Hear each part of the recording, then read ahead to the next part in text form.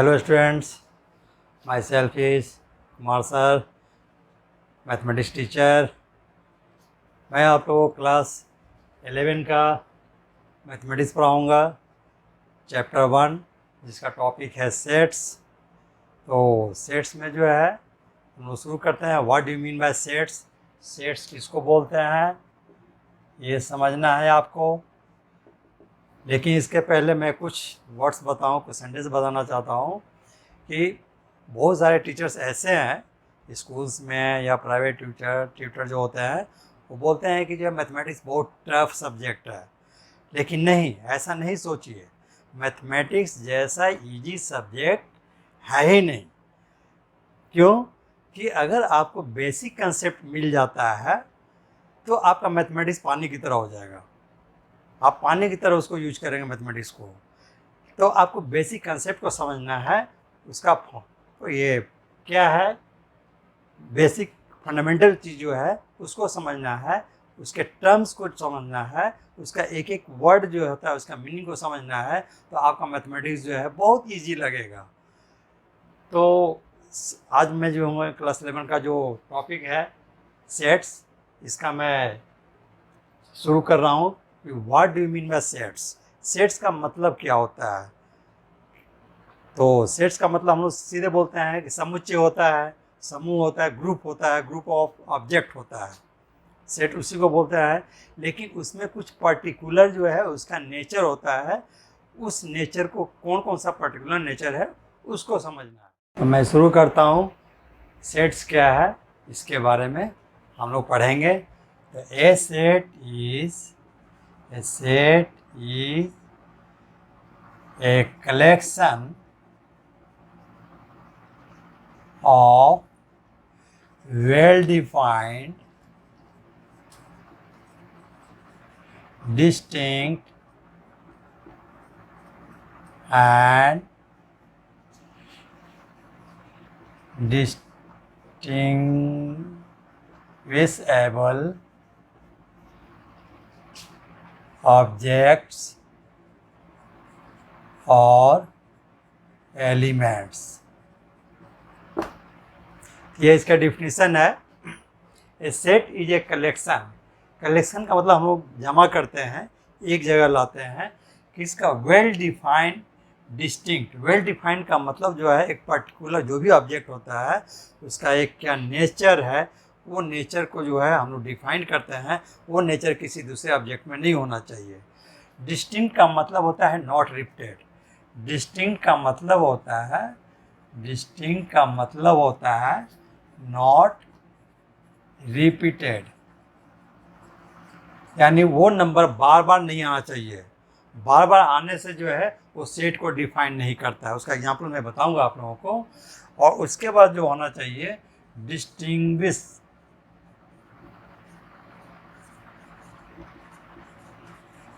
Distinguishable का मतलब क्या होता है?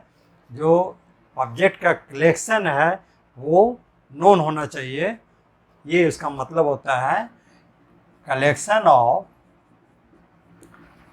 Collection of objects must be known. इसके बारे में फुल जानकारी होनी चाहिए। तो ये दो टर्म जो है मस्ट है किसी भी सेट को डिफाइन करने के लिए। अगर ये दोनों में से एक एब्सेंट हो गया तो आप उसको सेट नहीं बोल सकते हैं।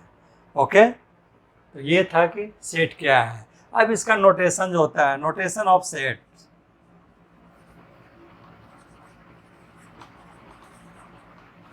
और सिंबोलाइजेशन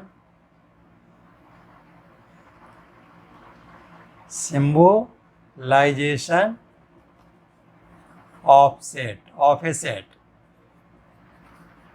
एक सेट को किस तरह से हम लोग सिम्बलाइज करते हैं? तो कोई भी सेट है, किसी भी तरह का सेट है, उसको हम इंग्लिश अल्फ़ाबेट जो होता है, इंग्लिश अल्फ़ाबेट का जो कैपिटल लेटर होता है उससे हम लोग डिनोट करते हैं, इंडिकेट करते हैं। और जो इसके एलिमेंट्स जो होते हैं और जो ऑब्जेक्ट्स होते हैं इसके, उसको मैं small letter of English alphabet ABC ...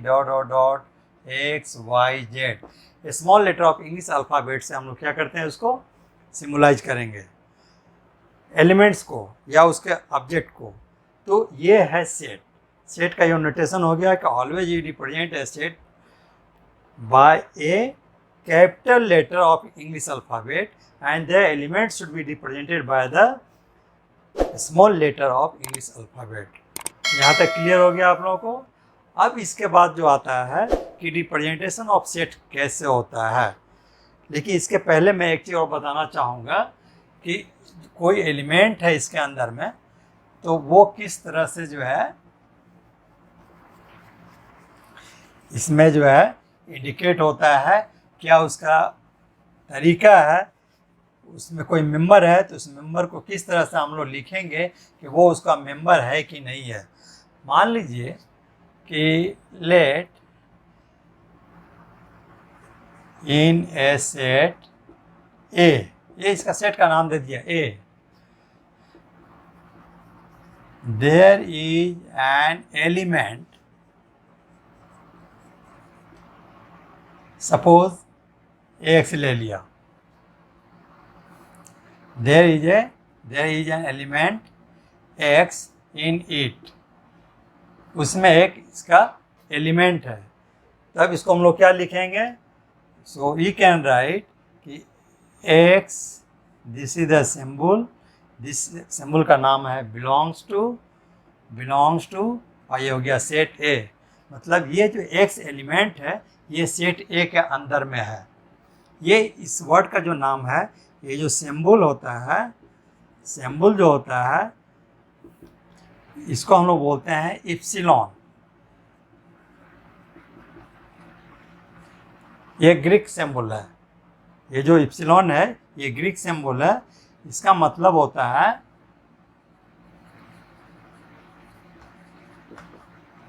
belongs to. Clear है। अगर एक दूसरा हम बोलें कि also let y is not an element of set A, this may be written as y does not like this belongs to A। इसका मतलब क्या हो गया, y does not belongs to, इस सिंबल का मतलब क्या हो गया, इसमें जो है ये जो सिंबल है, सिंबल जो है इसका मतलब हो गया डज नॉट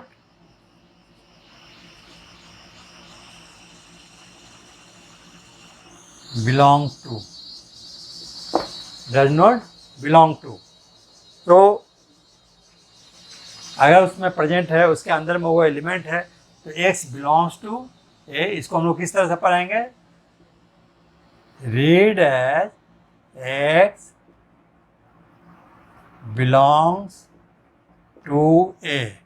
इसको इस तरह से रीड करेंगे हम लोग। और इसको किस तरह से रीड करेंगे, read as Y does not belong to A. इसको इस तरह से हम लोग रीड आउट करेंगे। क्लियर है। तो ये है what do you mean bye set. अब जो है हम लोग सीखेंगे कि इसका रिप्रेजेंटेशन कैसे किया जाता है। तो अब देखते हैं आगे में।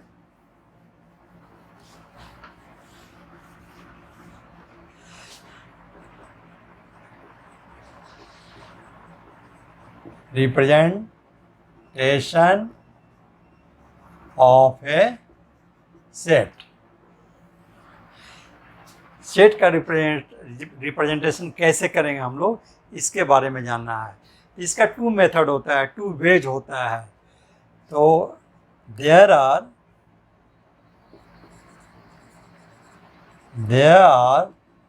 To ways to represent a set. तो कौन कौन सा होता है? तो एक होता है टेबुलर फॉर्म, जिसका दूसरा नाम होता है रोस्टर फॉर्म। तो नंबर 1 होता है टेबुलर फॉर्म और दूसरा नाम होता है रोस्टर फॉर्म। और दूसरा जो होता है वे जो है उसको बोलते हैं हम लोग सेट बुल्डर फॉर्म। तो ये दो मेथड है, 2 वेज है किसी भी सेट को रिप्रेजेंट करने के लिए। एक है टेबुलर फॉर्म, रोस्टर फॉर्म, और दूसरा है सेट बुल्डर फॉर्म। तो इसको किस तरह से हम लोग रिप्रेजेंट करेंगे, ठीक है, उसके बारे में सीखना है। और किसी भी सेट को हम लोग दोनों तरीके से रिप्रेजेंट कर सकते हैं, टेबुलर फॉर्म में भी कर सकते हैं और सेट बुल्डर फॉर्म में भी कर सकते हैं। अब उसका एक एग्जाम्पल दे रहे हैं,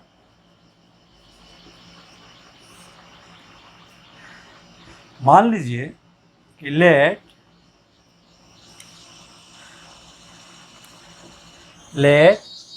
इन ए सेट से ए, सेट का नाम दे दिया ए, देयर आर 5 एलिमेंट्स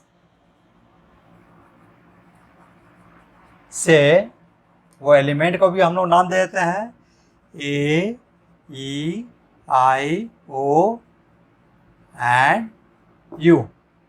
ये 5 एलिमेंट्स हमने ले लिया है। अब इसको हम लोग को दोनों फॉर्म में लिखना है 1 बाय 1, टेबुलर फॉर्म में भी एंड सेट बुल्डर फॉर्म में भी लिखना है। कैसे लिखेंगे वो जानना है।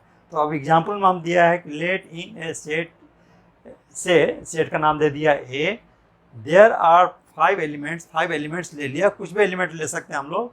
हमने उस एलिमेंट का नाम दे दिया ए, ई, आई, ओ एंड यू। अब इसको हम लोग लिख रहे हैं सेट बुल्डर, टेबुलर फॉर्म में लिख रहे हैं। पहले tabular form that is roster form. तो टेबुलर फॉर्म में जो है इन टेबुलर फॉर्म और रोस्टर फॉर्म में कैसे लिखते हैं, सेट का नाम दे देंगे ए और कर्ली ब्रैकेट शुरू होगा। इसका ही बताएंगे क्या कंसेप्ट है। ये कर्ली ब्रैकेट है और कर्ली ब्रैकेट में स्टार्टिंग से ये एलिमेंट को लिखेंगे, ए कॉमा देंगे, सेपरेट करेंगे, ई, आई, ओ, यू और कर्ली ब्रैकेट ऑफ कर देंगे। क्लियर है? तो ये हो गया हमारा टेबुलर फॉर्म और रोस्टर फॉर्म। इसमें जितना भी एलिमेंट है, ए जो है सिंगल टाइम्स है क्योंकि ये रिपीटेड नहीं है कहीं, ई जो है सिंगल टाइम्स है, आई भी सिंगल है, ओ भी सिंगल है, यू भी सिंगल है। इसलिए इसको हम लोग बोलते हैं डिस्टिंक्ट, सेपरेटली डिस्टिंक्ट हो गया, सेपरेटली हो गया, एक एक करके आएगा। तो ये एक सेट को डिफाइन कर गया। तो ये सेट जो हो गया टेबुलर फॉर्म हो गया, यानी कि रोस्टर फॉर्म हो गया। अब टेबुलर फॉर्म का डिफिनीशन यहाँ से आप निकाल सकते हैं कि what do you mean by tabular form, how can you write a set in tabular form. Okay, तो in this method means in tabular form we can write all the elements in a curly bracket separated by comma। अगर आप इसमें से किसी एक को हटा दिए, कॉमा नहीं दिए, तो वो सेट को डिफाइन नहीं करेगा। क्यों नहीं करेगा? यहाँ काउंटिंग में हो रहा है 4, यहाँ जबकि आपने लिखा है कितना 5। इसलिए every element should be separated by comma and kept in a curly bracket. Okay, तो ये हो गया सेट, ये हो गया हमारा tabular form and roster form. अब इसी को लिख रहे हैं सेट बुल्डर फॉर्म में। तो in set builder form it में be written as set A is equal to X such that, ये सिंबल जो है सच दैट का है, यहाँ स्लैश भी यूज करते हैं, वो भी मैं बताऊंगा। X such that x. अब यहाँ पे क्या लिखा जाएगा? तो सेट बिल्डर फॉर्म किसको बोलते हैं? सेट बिल्डर फॉर्म जो होता है, ये जो एलिमेंट होता है, इस एलिमेंट का जो कॉमन प्रॉपर्टी होता है, कॉमन नेचर जो होता है, उसको हम लोग इसमें रिराइट करते हैं। बाकी कोई नहीं, सिर्फ कॉमन नेचर को लिखते हैं। और कॉमन नेचर जो होता है उसको हम वो एक्स वाई कोई भी जो लेटर को हम लोग जो है यूज कर सकते हैं कॉमन के लिए। तो यहाँ मैंने एक्स ले लिया, आप वाई भी ले सकते हैं, जेड भी ले सकते हैं, वो आपके ऊपर डिपेंड करता है। तो मैंने एक्स ले लिया। अब ये बताना है कि ए ई आई ओ यू जो इंग्लिश अल्फ़ाबेट है, स्मॉल लेटर, इसका कॉमन नेचर इंग्लिश अल्फ़ाबेट में ये कॉमन नेचर किस नाम से जाना जाता है? तो ये जो जाना जाता है इसको हम लोग बोलते हैं vowels of English alphabet. A means vowel of English alphabet, I, E also vowels of English alphabet, I vowels of English alphabet, O vowels of English alphabet, U vowels of English alphabet. So common property of these elements is in vowels of English alphabet. So हम लिखेंगे X such that X is a vowels of English alphabet, और इसको हम लोग curly bracket बंद कर देंगे। ये कर्ली ब्रैकेट दोनों में ही यूज होता है, टेबुलर फॉर्म में भी यूज होता है और सेट बिल्डर फॉर्म में भी यूज होता है। अब इसमें क्या डिफिनीशन भी यहाँ से क्रिएट हो रहा है कि in set builder form is all common property जो होता है, all the common property of each and every element should be written in this curly bracket by using a particular symbol of either x, y, z. Okay, so here means x is a vowels of English alphabet. Clear है ना सबको? तो ये था कि how can you represent a set. तो कहीं doubt होगा तो आप हमसे पूछ सकते हैं।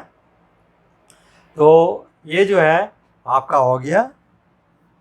अब इस बेसिस पर जो है आप जो है बहुत सारे एग्जाम्पल को आप अपने से क्रिएट कर सकते हैं और उस एग्जाम्पल को क्रिएट करके आप टेबुलर फॉर्म में और सेट बिल्डर फॉर्म में लिख सकते हैं।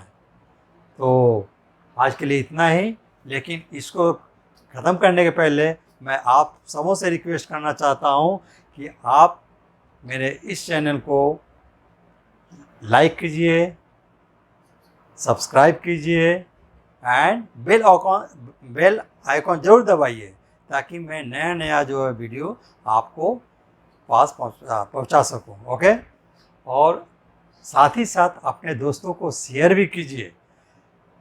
ओके, तो आज के लिए इतना ही, फिर मिलेंगे। सी यू अगेन। जय हिंद।